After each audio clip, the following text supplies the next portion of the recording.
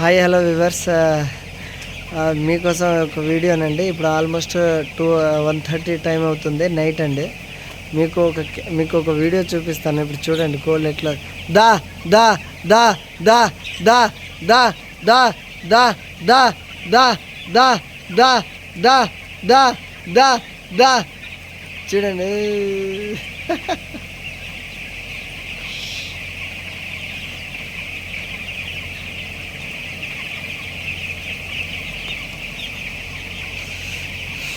చూడండి ఎట్లా ఊరికి వస్తున్నాయో.